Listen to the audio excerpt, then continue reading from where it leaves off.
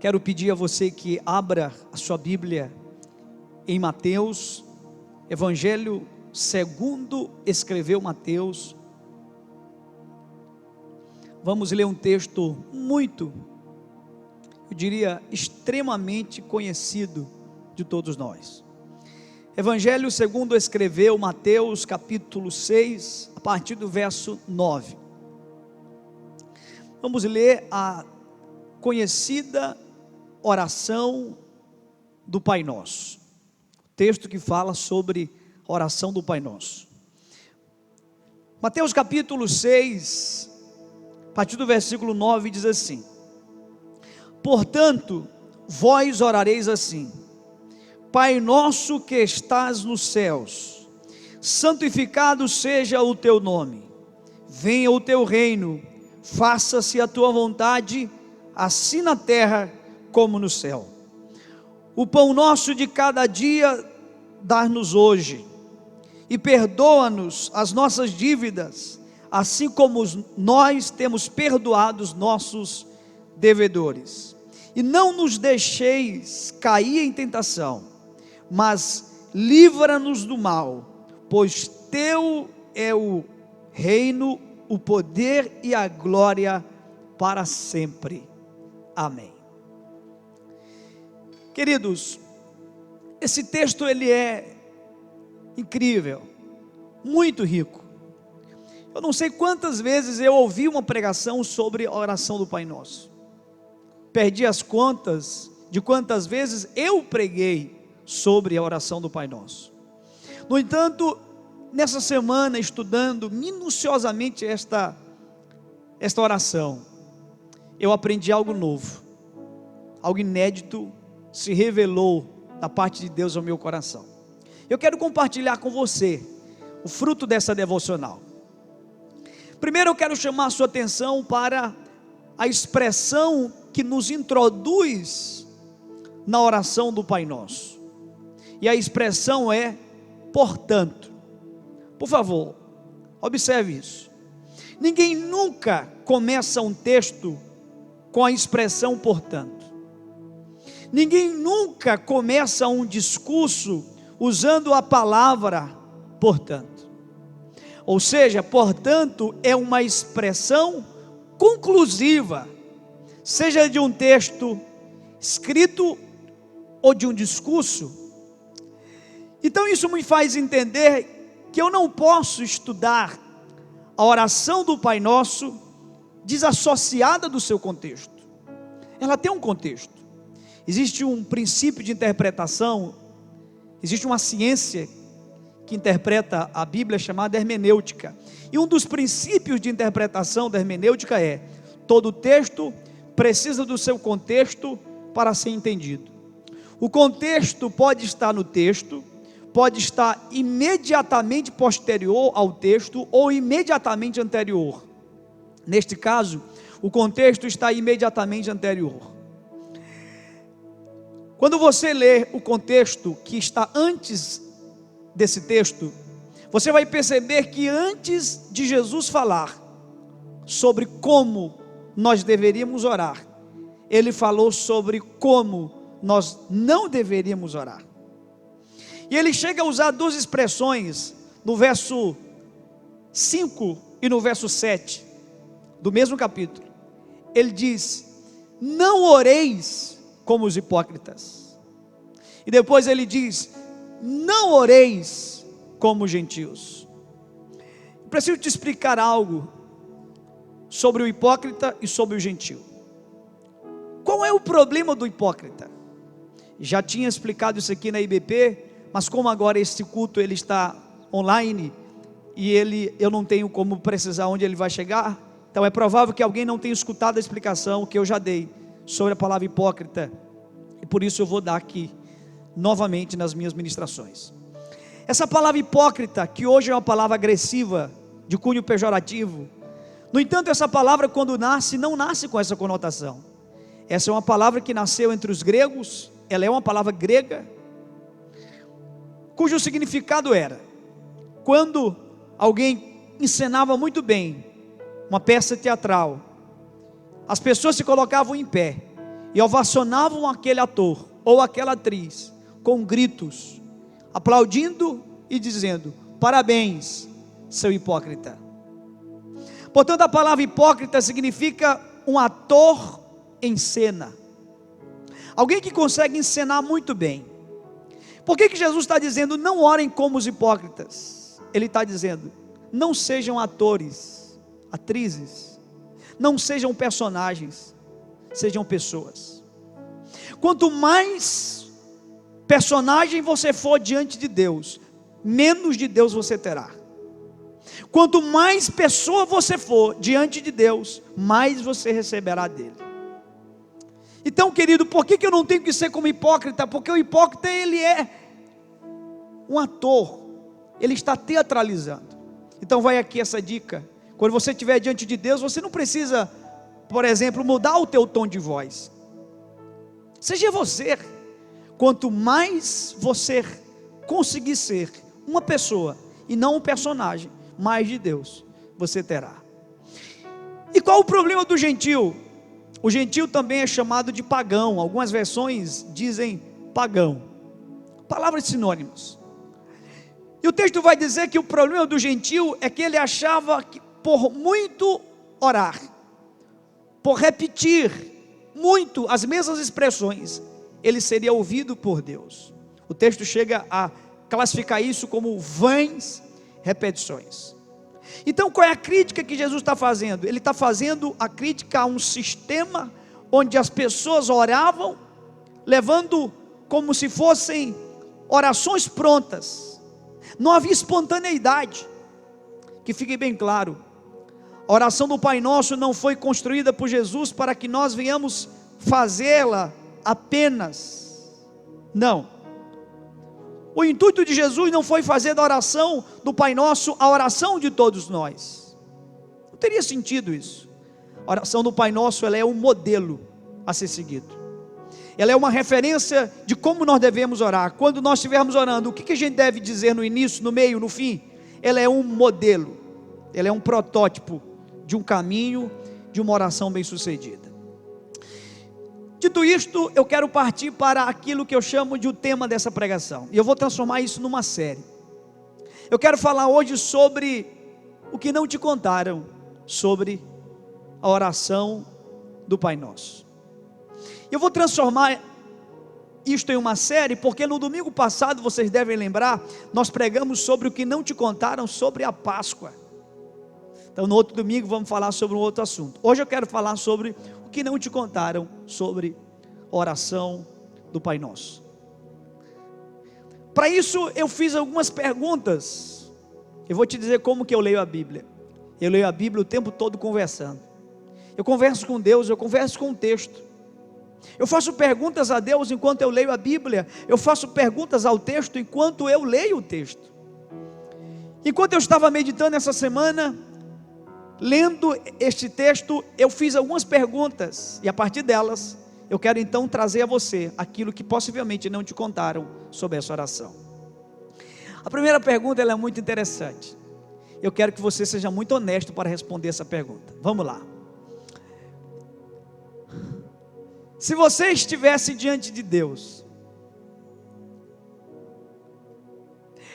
o que você pediria primeiro a Deus?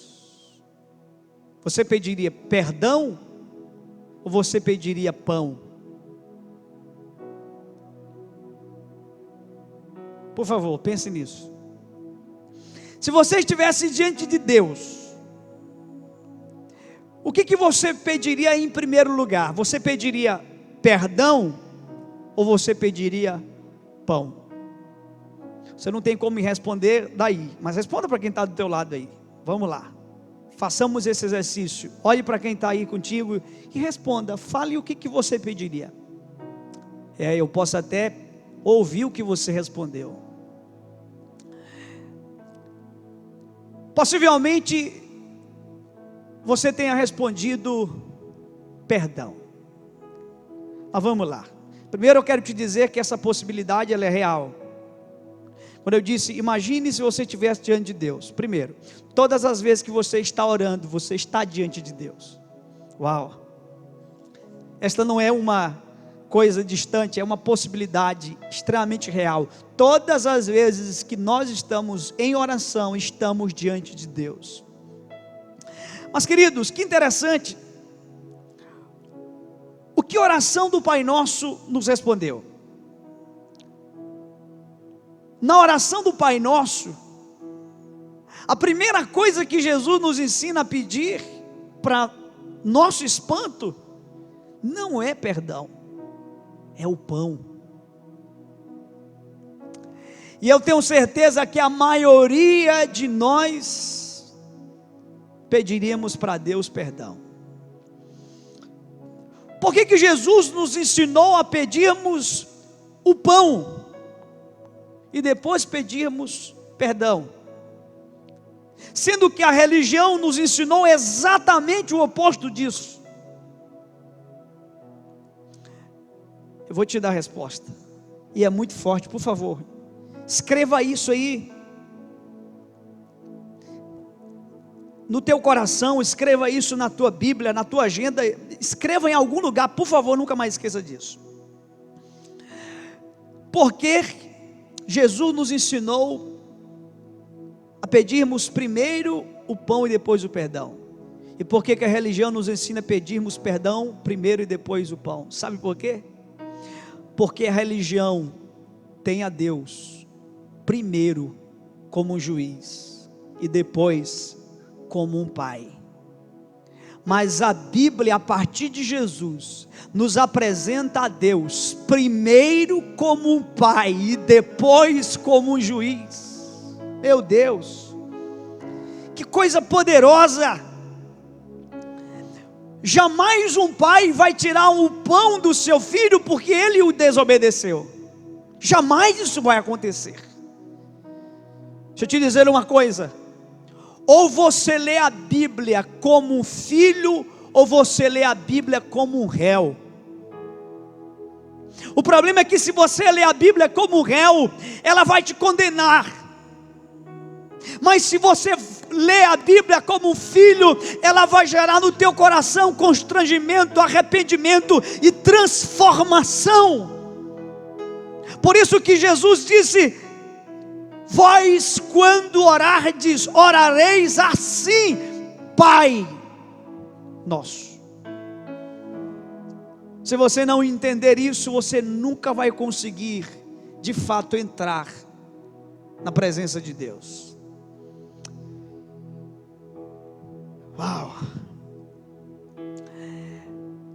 Você sabia? Escute isso. Você sabia que o único momento em que Jesus chamou Deus de Deus foi quando Ele estava absorvendo todos os nossos pecados? Por favor, escute isso com muita atenção. O único momento em toda a Bíblia que Jesus chama Deus de Deus, isso está em Mateus capítulo 27, verso 46, quando Jesus Cristo absorve, na chamada substituição, quando Ele absorve todos os pecados da humanidade, todos os estupros, todos os homicídios, todas as mentiras, todas as corrupções, todos os adultérios, tudo, de todos os humanos, os vivos, os mortos e os que nascerão, tudo naquele momento estava em Jesus. E quando Jesus está com o peso do pecado, então Ele olha para o céu e Ele diz: Eli, Eli, lema sabachthani, cujo significado é: Deus meu,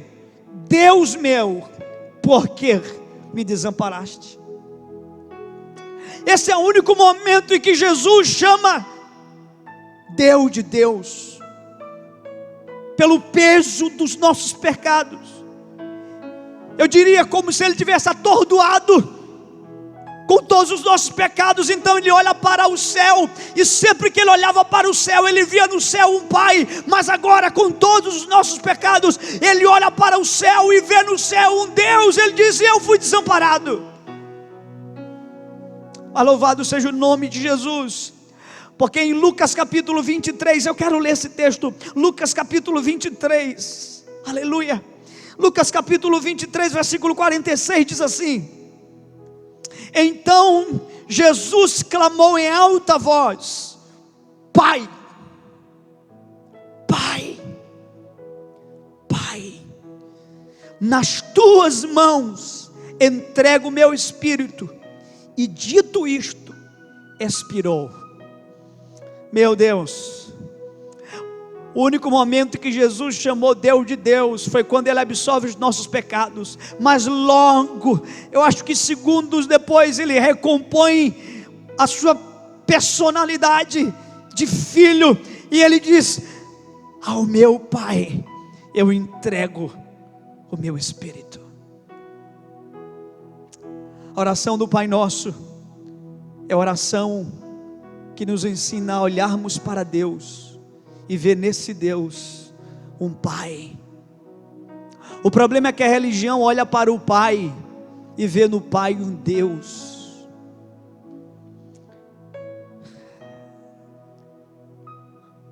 Contrapartida, querido, existe uma dívida a ser acertada. Isso é um fato. Há uma dívida entre nós e Deus, todos nós. Você sabe qual foi a maior pandemia da história da humanidade? Está longe de ser o Covid-19. Se você estudar a palavra pandemia, pan é todos, demia vem de demos, é povo, algo que afetou todos. Sendo assim, sabe qual foi a maior pandemia da história da humanidade? Romanos capítulo 5, versículo 12, diz que por um homem entrou o pecado no mundo, e pelo pecado a morte, e a morte passou a todos os homens, por isso que todos pecaram. A maior pandemia da história da humanidade é o pecado, mas louvado seja o nome de Jesus, porque há um antídoto para esta pandemia, e é o sangue de Jesus, o sangue do Cordeiro. Havia uma dívida impagável, e Jesus pagou a nossa dívida. O véu que nos separava não separa mais. Hoje nós podemos entrar na presença de Deus e melhor chamá-lo de Pai. Deixa eu te falar uma revelação forte que Deus me disse hoje à tarde. Existe uma coisa, que por mais que os anjos sejam santos, separados, sem pecado algum, mas existe uma coisa que os anjos não podem dizer, que somente nós, os humanos, podemos falar. Em Isaías capítulo 6, quando Isaías contempla a glória de Deus, ele diz que ele vê serafins que estavam em torno do trono de Deus. E o que é que esses serafins declaravam? Eles diziam: Santo, Santo, Santo é o Senhor, Deus dos exércitos. Os anjos podem chamar a Deus de santo, os anjos podem chamar a Deus de Senhor, os anjos podem chamar a Deus de Deus, os anjos podem chamar a Deus de tudo, mas eles não podem chamar Deus de Abba, Abba, Pai. Somente nós. Que privilégio, que você se sinta agora envolto pela graça de Deus, porque isto é graça, isto é favor imerecido. Deus tem agora nos céus vozes impecáveis, perfeitas, declarando sua santidade, mas não há um anjo capaz de abrir sua boca e chamar Deus de Pai. Mas quando Deus olha para a terra, Ele vê gente como eu, e gente como você, porque nós somos tudo farinha do mesmo saco, gente imperfeita, mas gente cujas falhas foram canceladas pelo sangue do Cordeiro. E quando a gente levanta as mãos e diz Abba, esse é um clamor que só pode brotar da terra e dos humanos. Aleluia. Segunda pergunta que eu fiz ao texto e a Deus quando eu lia essa passagem. O que Jesus nos ensina nesta oração a partilharmos com os nossos semelhantes. Eu vou te ajudar a encontrar essa resposta. Nesta oração, o que é nosso? Você observou o que é nosso nessa oração? O Pai é nosso, mas o pão também é nosso. Escute, se eu como o pão sozinho, eu não posso orar a oração do Pai Nosso completa. Vou repetir. Se eu como o pão sozinho, eu não posso orar a oração do Pai Nosso completa. A igreja que nos ensinou a orar o Pai Nosso precisa nos ensinar a partilhar o pão nosso. Eu quero aqui agradecer, aproveitar esse espaço, agradecer um dos ministérios da nossa igreja. Nós temos vários ministérios aqui de cunho social, que desenvolvem as pessoas, dentre eles o ministério chamado Ágape. Eu quero parabenizar esse ministério pela sua brilhante atuação. Todos que compõem, todos, é o ministério da IBP, mas muitas pessoas que não são da IBP ajudam, participam. E no meio de toda essa dificuldade que nós estamos vivendo, esse ministério está atuando. Em torno de 200 cestas básicas já foram arrecadadas. Em torno, até agora, de 200 famílias serão abençoadas. Por quê? Porque nós acreditamos que o Pai é nosso, mas o pão não é meu, o pão não é seu, o pão também é nosso.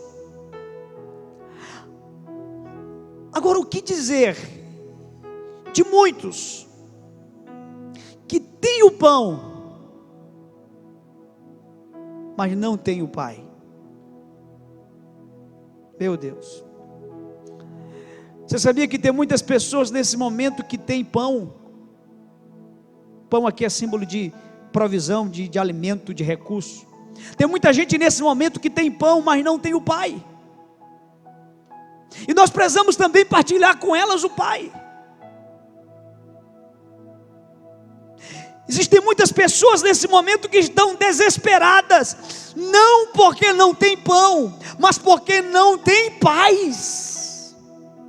Nós precisamos partilhar o pão com quem tem fome e o Pai com quem não tem a paz, porque a paz que excede todo entendimento, somente quem tem o Pai, um relacionamento com Deus como um Pai, é que pode ter.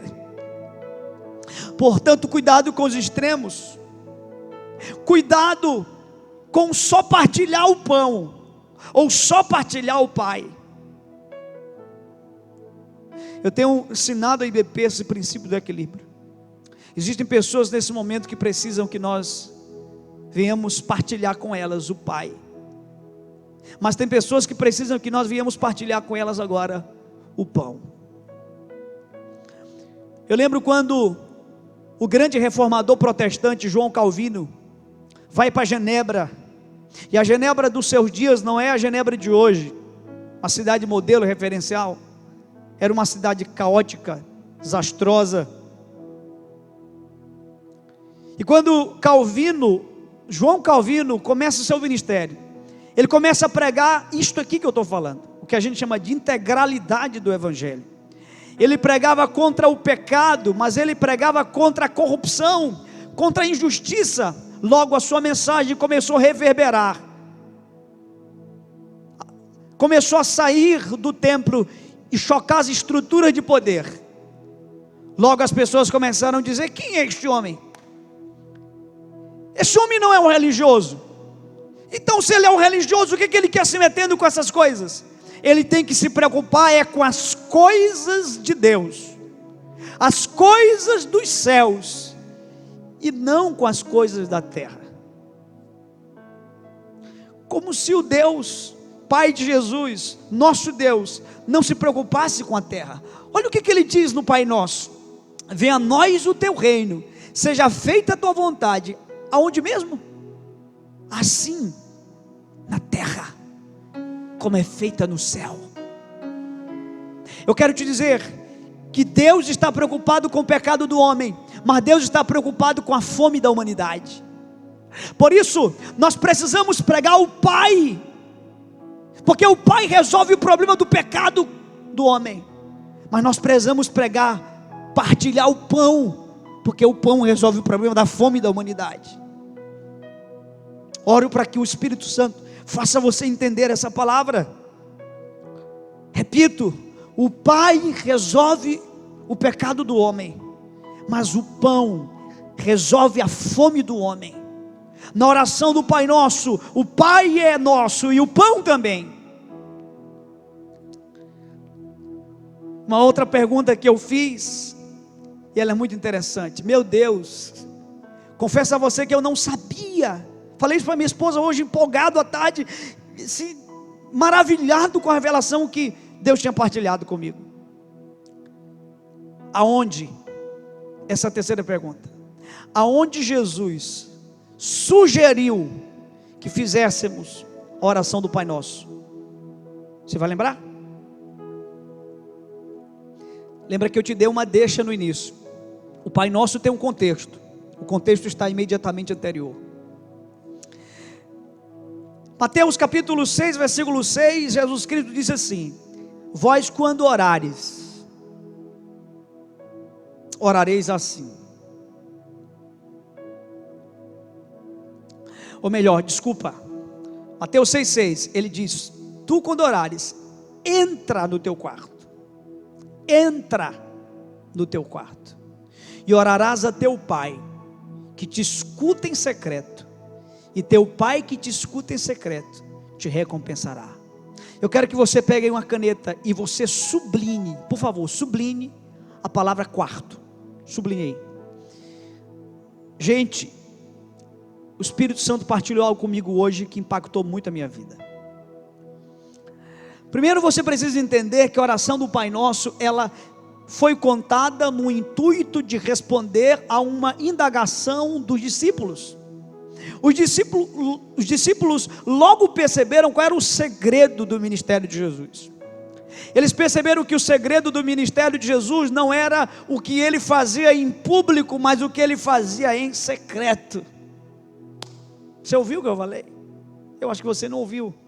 Eles não ouviram, mas eu vou repetir. O segredo do ministério de Jesus não era o que ele fazia em público, mas o que ele fazia em secreto. Quando Jesus saía do secreto e ele voltava, milagres poderosos aconteciam. A palavra dele era poderosa, era cheia de graça e de autoridade. E eles perceberam que era essa prática do secreto que guardava todo o poder do ministério de Jesus. Então eles perguntam: Senhor, como é que nós devemos orar?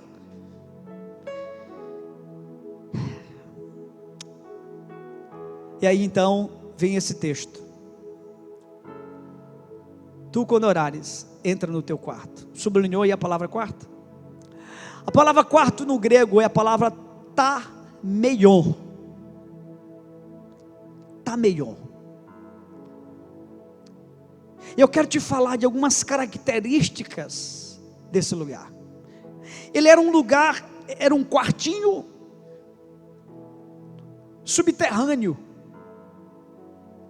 Eu vou te dar aqui 3 características desse ambiente. Primeira característica: era o único ambiente da casa que tinha chave. Uau! Era o único ambiente da casa que tinha chave. É óbvio que a casa tinha a chave da porta de entrada, mas os cômodos internos da casa não tinham chave.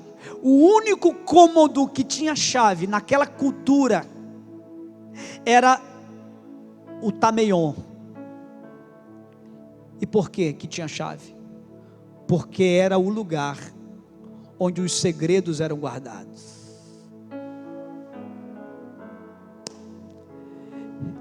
Esse é o lugar da revelação de Deus. Era o lugar onde eles guardavam tesouros. A palavra para segredo é kryptos, como se fosse um cofre. Era o lugar onde eles guardavam os segredos, os cofres. Por isso que todo cofre tem um segredo. Diferente do que eu imaginava, não era o lugar onde eles dormiam, mas era o lugar onde os tesouros estavam. Jesus está dizendo: vão para esse lugar. E eu pergunto a você: que lugar é esse? Coincidência ou não? No mesmo capítulo 6 de Mateus, a resposta. Capítulo 6, versículo 21, Jesus Cristo, ainda falando sobre a mesma temática, ele diz: porque, escute gente, onde está o teu tesouro? Onde é que eles guardavam o tesouro? No Tameion, nesse quarto, cuja palavra grega foi usada por Jesus. Onde está o teu tesouro, aí também está o teu coração. Que lugar é esse? O lugar do tesouro é o lugar do teu coração. O que foi que Jeremias disse em Jeremias 29:13? O que foi que Deus disse através dele? Buscar-me-eis e me achareis, quando me buscardes de todo o vosso coração, então eu serei achado de vós, diz o Senhor. O quarto, Tameion, o lugar dos segredos. Segunda característica do Tameion é que era um lugar onde visitante não entrava. Sabe aquele cômodo da casa da gente que a gente não mostra para o visitante? Seja sincero comigo. Quando você recebe uma visita na tua casa, você arruma o quarto ou a sala? Vou tomar uma água enquanto você pensa aí. E aí, Marcel? Marcel também está tomando uma água aqui para não responder. Você saiu bem, viu, Marcel? Quando a gente recebe um visitante em casa, a gente arruma o quarto ou a sala? Óbvio. Você é igualzinho eu. Não esqueça, somos tudo farinha do mesmo saco. A gente arruma a sala. Por quê? Porque a gente quer impressionar o visitante. O problema é que Deus não quer ser visitante. Eu não sou visitação de Deus. Eu e você, segundo a palavra de Deus, somos habitação de Deus. A gente nunca vai conseguir impressionar a Deus. A gente pode tocar a Deus. E a gente só consegue tocar a Deus com um elemento chamado fé. Você deve lembrar quando Jesus está caminhando e uma multidão está em torno dele, mas uma mulher que há 12 anos padecia de uma hemorragia, de um fluxo de sangue, e aquela mulher, ela sai no meio daquela multidão, e ela resvala no manto de Jesus. Então ele subitamente para, e ele pergunta: quem me tocou? Alguém então diz: Jesus, eu não estou te entendendo, a multidão te aperta, te comprime, e tu dizes: quem te tocou? Ele disse: alguém me tocou, porque de mim saiu poder, de mim saiu virtude. Aquela mulher tocou em Jesus pela fé. Você toca Jesus pela fé. Sem fé é impossível agradarmos a Deus. Deus a gente não impressiona, Deus a gente agrada. Você impressiona visitante. Quem mora na tua casa você tem que agradar. Uau! Uau! Talvez você está tratando Deus como visitante. Ei!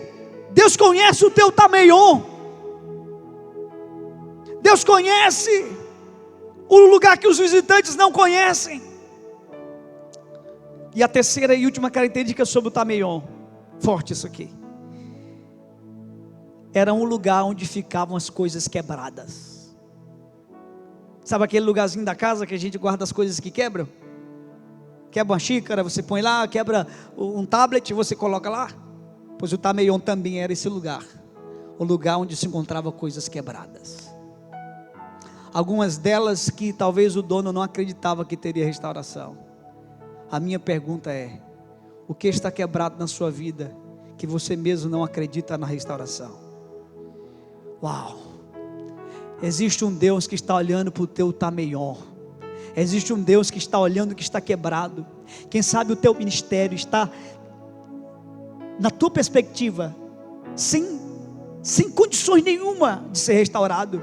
Quem sabe o teu matrimônio, quem sabe a tua vida espiritual, a tua carreira profissional, não sei, mas eu sei de uma coisa: existe um Deus que conhece os nossos tameiões, existe um Deus capaz de restaurar tudo aquilo que está quebrado. Por isso que Jesus Cristo disse: vocês querem orar? Orem não na sala, vão para o Tameion, vão para o lugar onde as coisas estão quebradas, onde estão os tesouros de vocês, onde vocês não põem os visitantes.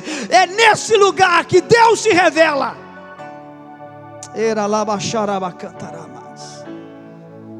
Meu Deus, eu oro para que Deus fale com você como Ele falou comigo hoje sobre esse assunto.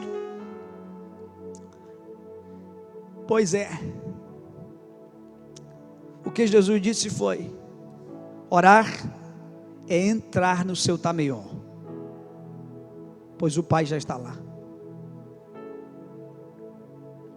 Como é que você vai conseguir esconder algo de um Deus que sabe de tudo?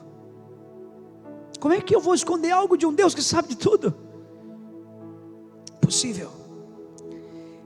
Quarta pergunta: qual a coisa mais difícil na oração do Pai Nosso? Preste atenção nessa pergunta. Qual a coisa mais difícil na oração do Pai Nosso? Só que esse ponto, eu não vou falar dele agora. Eu vou falar dele na live de quinta-feira. Eu não perderia essa live por nada nesse mundo.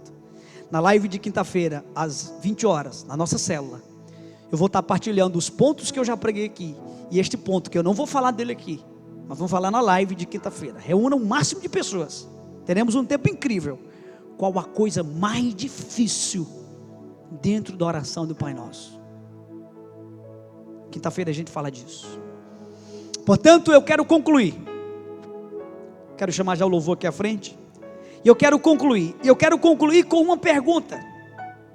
A pergunta é: como Jesus terminou a oração do Pai Nosso? Você vai perceber que Jesus terminou a oração do Pai Nosso diferente de como nós aprendemos. Mateus capítulo 6, versículo 13: e não nos deixeis cair em tentação, mas livra-nos do mal. Foi assim que a gente aprendeu. Só que não é o que a Bíblia diz. Continue o texto. Pois teu é o reino, o poder e a glória para sempre. Amém. Meu Deus, que incrível. Pois teu é o reino, o poder e a glória para sempre. Sabe o que eu aprendo aqui? A gente não termina a oração falando do mal, falando da tentação, da crise, da luta, do coronavírus. A gente termina a oração falando do senhorio de Cristo. A gente termina a oração celebrando, exaltando, com uma atitude de fé,